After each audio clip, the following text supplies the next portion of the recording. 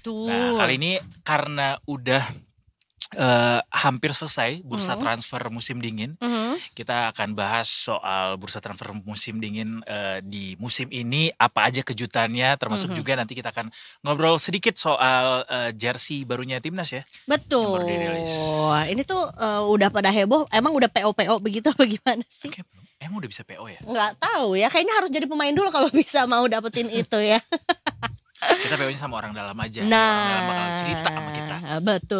Betul. Anyways, abis ini kita akan ngobrol juga ya. Sudah hadir bersama dengan kita Mas Lukas dari Detik Sport. Halo Eza, halo Edo. Jumpa lagi. Selamat sore Mas Selamat sore. Lukas. Lama gak kesini kayaknya Edo ya? Wah, Ya lamaan Kebalik ya? Kak Edo yang gak Iya. kesini ya dibanding Mas Lukas ya. iya juga ya.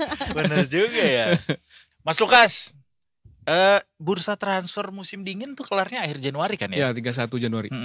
Ya tapi nggak apa-apa lah, kita seminggu sebelum selesai kita bahas dikit kejutannya ya. Kejutan apa aja ya kalau boleh di-recap di bursa transfer musim dingin musim Yang ini? paling mengejutkan ya si Vika Kvitskasila itu ya. Susah banget namanya sumpah. Susah-susah tuh Iya. nama pemain Iya, sekarang. iya, Kalau dulu iya. kan Oliver Kahn. Iya. Siapa? Pavel Nedved. Jangankan nama pemain sepak bola internasional, nama anak-anak Gen Alpha juga sekarang udah susah-susah Benar sih. kan. Kayak kita dulu nyebutin Batistuta. Huntelaar tuh udah Iya. susah banget ya Iya. sekarang. Iya. Apa Rafidka? Kan nama pewangi ya. Vika aja Vika. Monyet Rika. Itu yang paling Yang paling dan dia Bold, menimbulkan efek domino kan. Kepindahannya dia dari Napoli ke PSG membuat Randal Kolomuani bisa apa namanya bisa pindah ke Juventus. Nah, Ya. sekarang Napoli masih cari pemain sayap baru lagi nih. Kalau gitu tuh nggak kayak ada pertimbangan kayak before we sell this person kita amankan dulu posisi yang ini sebelum dia cabut, nggak bisa begitu nggak bisa ya? juga karena nanti tergantung deal-dealan juga kan. Deal-dealan itu yang akan mempengaruhi duitnya ada nggak nih buat beli pemain berikutnya gitu. Sama satu lagi sih Kyle Walker yang kabarnya akan gabung ke Milan ya. Oh iya, Kyle terus Hunter Walker. juga Dan tuh. karena dia udah bersedia putus kontrak katanya dengan Bener, Manchester City dan akhirnya mau gabung ke Milan. jago juga Milan datengin Kelly Walker dengan proses gitu ya. Iya. Ini nunggu here we go aja ya berarti Iya ya? nunggu Rigo. Nah yang paling mengejutkan lagi ya Garnacho. Garnacho. Garnacho kabarnya diminati Napoli buat mengganti Vika. Tapi ternyata belakangan ini muncul nama Chelsea yang akan membeli Garnacho. Cuman ya sepertinya MU masih nggak akan mau kehilangan Garnacho sih. Garnacho. Kayaknya nunggu harga mana yang paling baik. Iya. bagus, Tuh, gitu. naikin harga aja ya. Apalagi ini ya. juga di momen-momen atau detik-detik terakhir lah ya sebelum akhirnya bursa ini ditutup juga. Satu hal yang patut ditunggu adalah gimana nasibnya Marcus Rashford.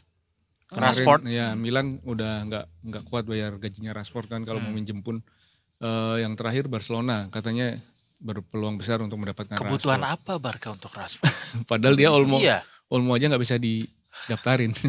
Tapi sebetulnya di musim ini bursanya lebih ramai dibandingkan dengan musim sebelumnya atau sebetulnya Ya secara biasa-biasa aja sih. Oh, emang biasanya gede. Ya biasanya Biasanya ramai. di bursa Januari itu memang jarang ada transfer gede. Biasanya Karena memang tengah musim ya. Karena tengah musim.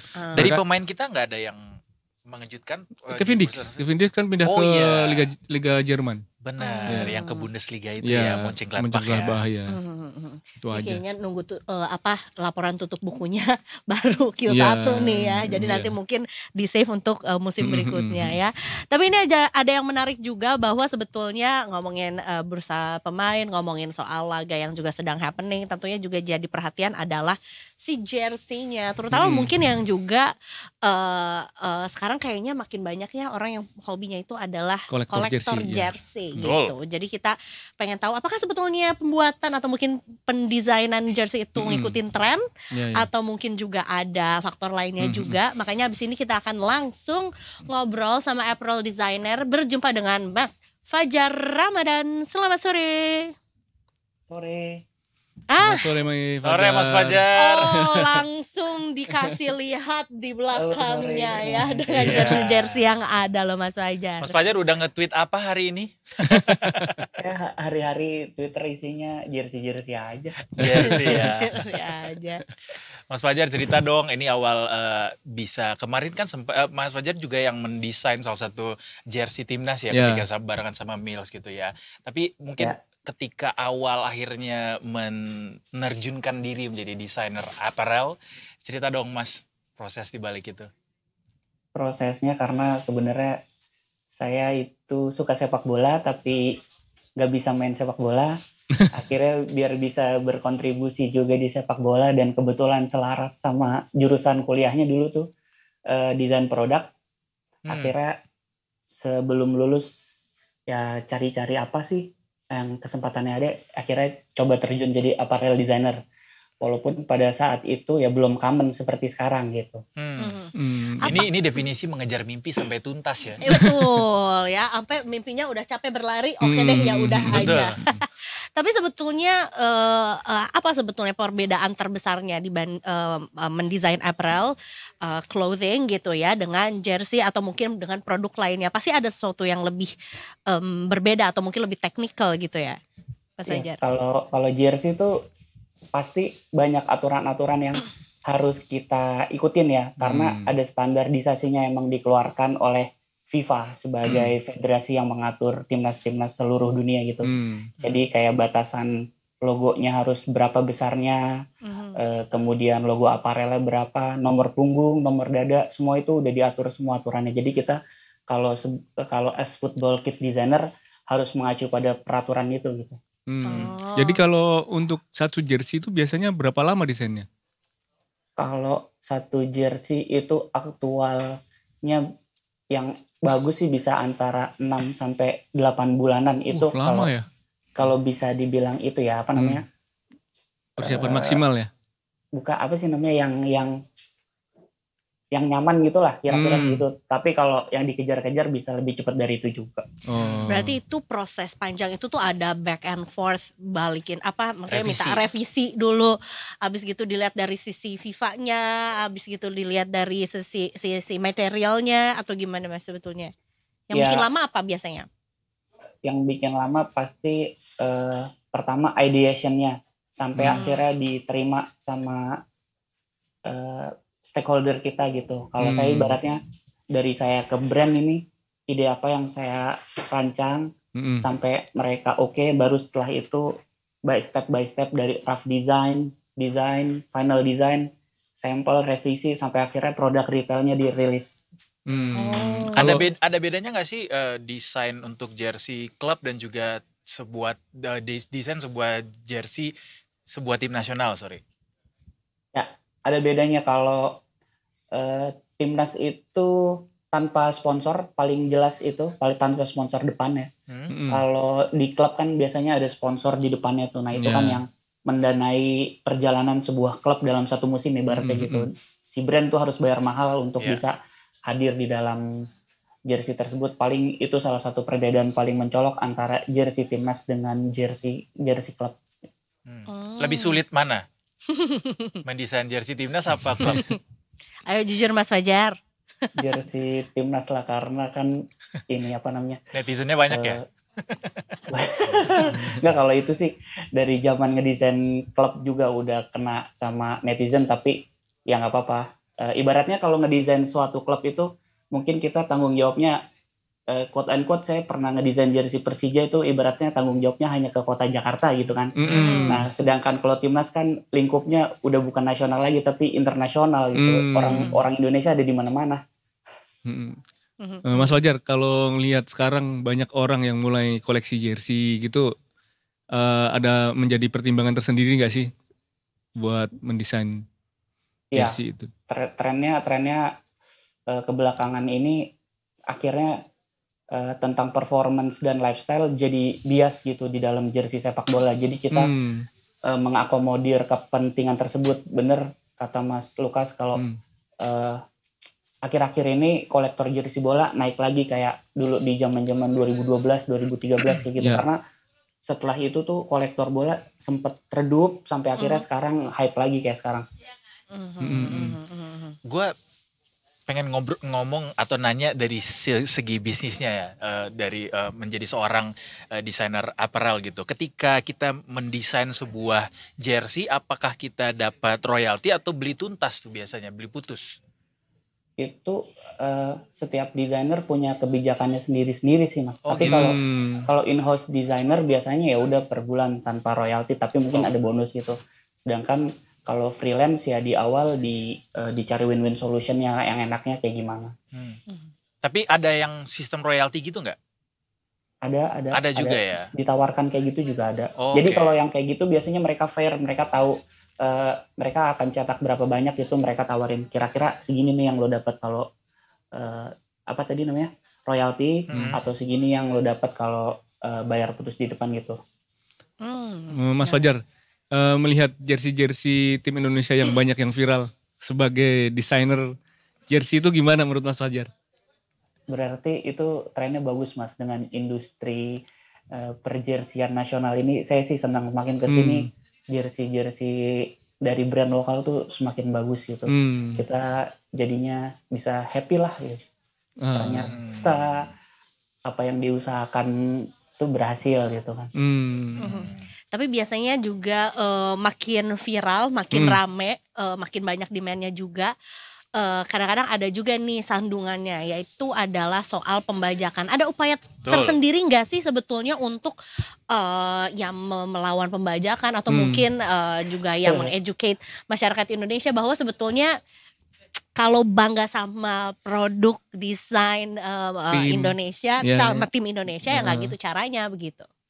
Ya, tapi saya sih skeptis ya, karena orang-orang kita juga masih aja mau beli KW itu, padahal kita udah kasih opsi berupa range di supporter version yang harganya memang ya udah gitu terjangkau bisa lebih terjangkau. Tapi walaupun udah ada itu juga tetap aja ada produsen KW ada ya pasti bakal tetap ada pasarnya sih gitu.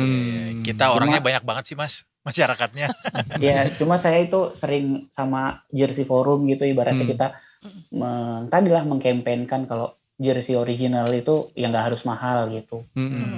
Tapi kalau kayak gitu kan pembajakan nggak sih maksudnya? Iya, pembajakan. Hijack kan jadinya. Ada hukumnya nggak sih kayak kalau misalnya ada yang membajak, menduplikasi tanpa izin begitu? Ada. Harusnya ada, dan hak kekayaan intelektual. Iya, gimana penanganannya harusnya di lapangan dan sudah sesuaikah dari pantauan Mas Fajar? Kalau kita sih dari Mills gitu ya, udah usaha gitu untuk mereduksi yang KW-KW, tapi sekuat apapun upaya kita, setelah itu bakal tetap ada lagi gitu. Jadi butuh pengawasan juga dari sisi pemerintah kah atau gimana? Seharusnya sih. Harusnya bisa begitu lebih ya. ketat ya. Tapi tadi Mas balik lagi, memang konsumennya ada, itu sih yang disayangkan. Dan ngaruh juga ke ekonomi lokal di masyarakat kita juga ya. Bener, kadang-kadang tuh produsen itu hebat. Si rilisnya juga baru kemarin, besokannya mereka udah punya barangnya loh, lebih cepat dari official apparelnya. Bingung apa jangan-jangan nanti kalau bikin jersey tuh udah harus kayak uang gitu loh, harus bisa diterawang dulu biar tahu, harus ada embossnya dulu biar bisa tahu mana yang original mana yang nggak asli gitu ya. Mas, terakhir deh, pengen tahu dari sisi seorang desainer apparel, lo sendiri punya personal favorite jersey, all time favorite apa? Jersey apa, Mas? Boleh klub, boleh timnas. Boleh klub, boleh timnas. Nah. Kalau timnas itu pasti timnas Indonesia Home 2010. Itu best of the best jersey timnas of all time menurut saya ya. Kenapa memilih itu 2010? 2010 tuh banyak kisahnya. Pertama, desainnya bagus. Kedua, ada problem yang saat itu adalah Garuda Indonesianya kan di tengahnya tuh ada Garuda gede tuh. Nah, tadinya disiapkan kan di logo tengahnya itu dikosongin buat ditaruh nomor dada. Tapi ternyata ada masalah kalau lambang negara tuh nggak bisa di nggak bisa di nggak bisa dirusak lah. Jadi akhirnya Garudanya tetap full di situ.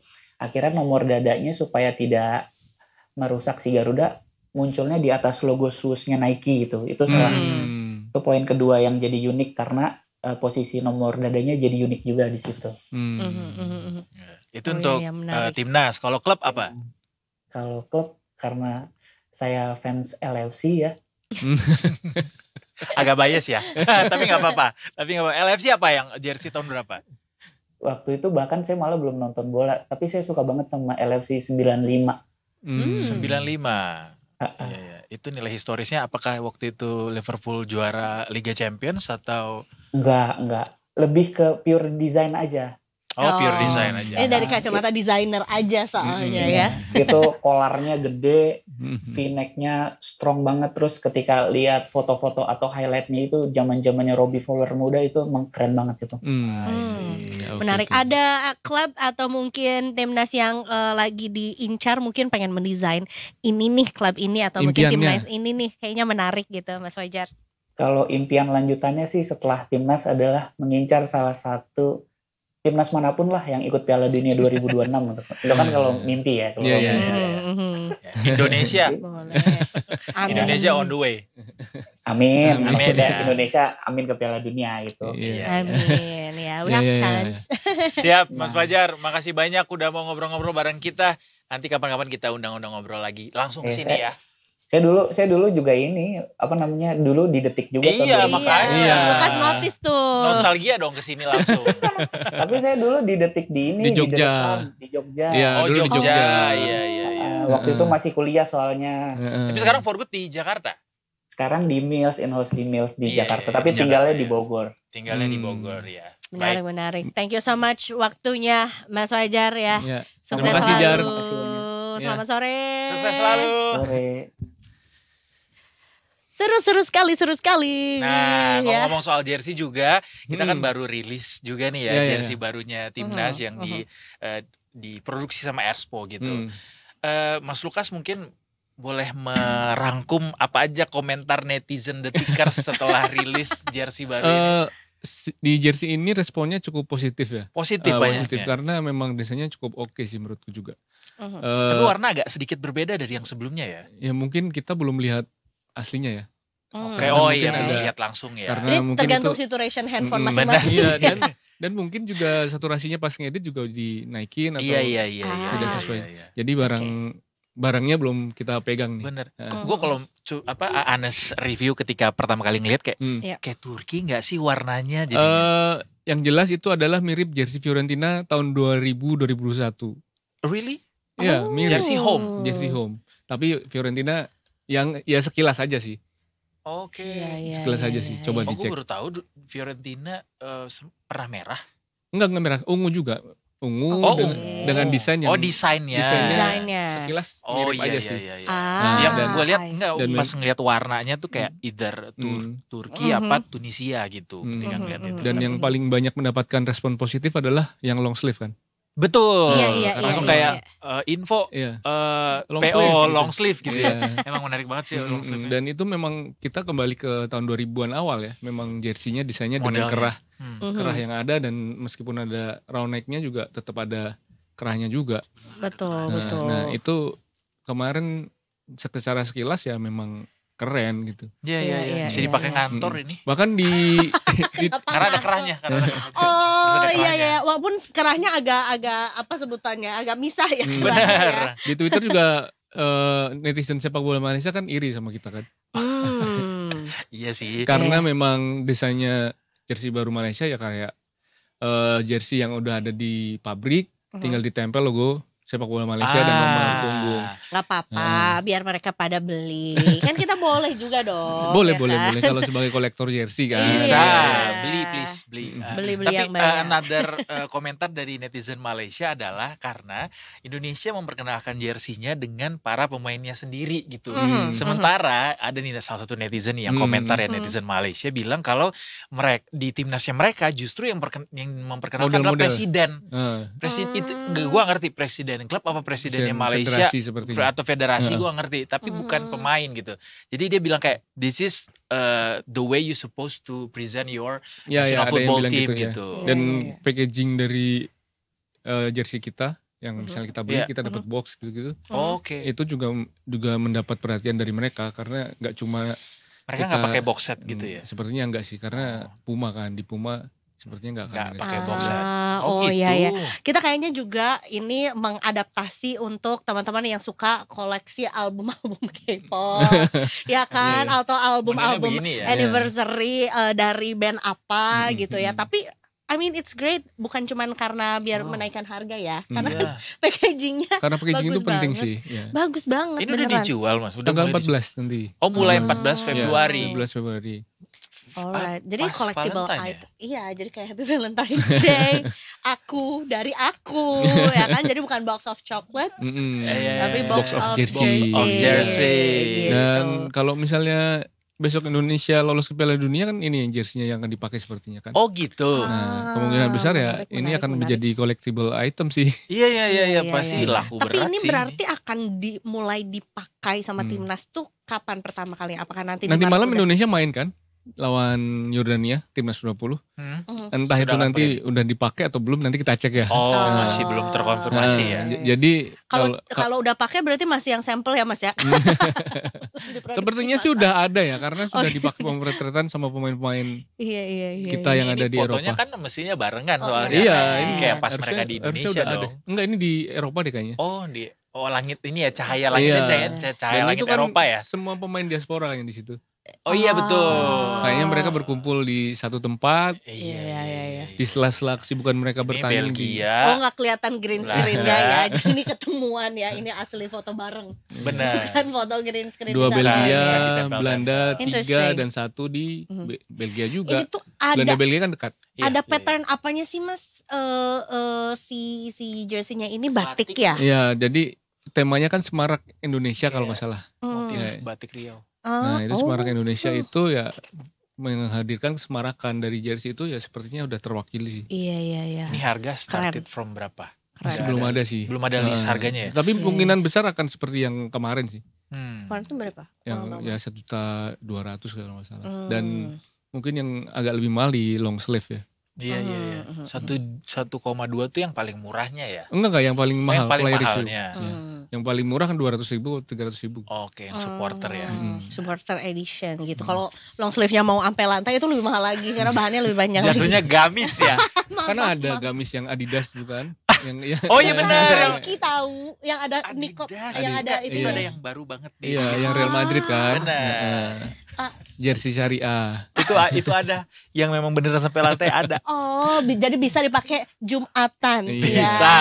Tetap sporty ya Heeh. dan ingat ilahi. Nah, eta. Jadi nantikanlah guys. Detik Sport nggak buka PO-nya? Tiba-tiba jadi ada Tiba-tiba jadi Banyak reseller. kok sekarang ininya. Expo udah banyak banget ininya, counternya. Takut kehabisan aja mas. Size-nya Tapi ya. mulai bisa antre PO-nya itu 14 ya. Iya. Dibukanya Mulai 14 ya. dijualnya, belum ada PO sih sebenarnya. Tanggal 14 mulai dijual aja. Itu tadi gue soalnya lihat ada PO yang box-box itu. Nah, tapi mungkin juga melihat antusiasme masyarakat Indonesia, apalagi juga sekarang kita masih happening juga sampai ya dimulai laginya Maret lah ya untuk si penyisihan Piala Dunia. Kayaknya akan laku keras karena lagi semangat-semangatnya nih. Iya. Karena memang supporter timnasnya juga timnas. lagi bagus kan. Ditambah nanti ini kita mempunyai peluang yang cukup besar untuk lolos ke Piala Dunia. Nah, semoga dengan jersey baru kita juga punya semangat baru juga buat berjuang lebih keras lagi. Iya. Gitu. Harapannya seperti itu. Untuk limited box set terbatas hanya untuk pembelian 1.000 pieces Iya. pertama jersey player issue saat peluncuran online. Nah, silahkan dah Tetap tuh tanggal 14 war-waran nanti dah ya. tuh. Tuh, yang belum punya duitnya boleh diternakin dulu duitnya, investasi dulu. Masuk lagi. Time. Iya, 14 Iya, Februari iya, masih iya. bisa lah Lebih lah. benar, masih bisa berselancar di pasar modal Iya, beli iya, saham iya, apa iya. kek. Saham apa kek? Ini nggak ada saham yang berhubungan dengan timnas. Nggak ada. Apa kayak gitu? Saham perusahaannya Pak Erick Thohir. Atau mungkin retail yang Kalau menjadi yang lagi sponsor. turun apa, Dok? Retail sih nggak ada. Oh, kalau Pak Erick Thohir cuan terus. Alhamdulillah. Iya dong. Makanya timnasnya bagus. Ya kan? Pak Eriknya bagus, timnas bagus ya. Bukan wartawannya bagus, timnasnya bagus. Berarti malam ini ada pertandingan dari timnas, Mas. Ya, timnas U20 kan sedang mempersiapkan diri untuk Piala Asia U20 2025 di Cina ya. Lawan Jordania. Melawan Jordania nanti malam besok. Negara keduanya Pak Prabowo. Tanggal 12 Februari kita mulai berlaga. Satu tim sama Uzbekistan, Iran sama Yaman. Nah, targetnya juga gak main-main nih buat timnas U20. Apa tuh? Lolos Piala Dunia. Juga. Jadi untuk lolos Piala Dunia 2025 kita harus menembus semifinal. Right. Nah, sementara ini kita baru kemarin kan U17 ya. U17 lolos Piala Dunia tapi dengan jalur tuan rumah. Sementara untuk jalur kualifikasi kita belum pernah. Berarti ini udah bersama dengan pelatih baru dong ya? Belum ini sama Indra Safri. Beda. Oke. Baiklah. Jadi baru tetap Maret ya Mas ya? Masih Maret ya. Awalnya. Keberatan.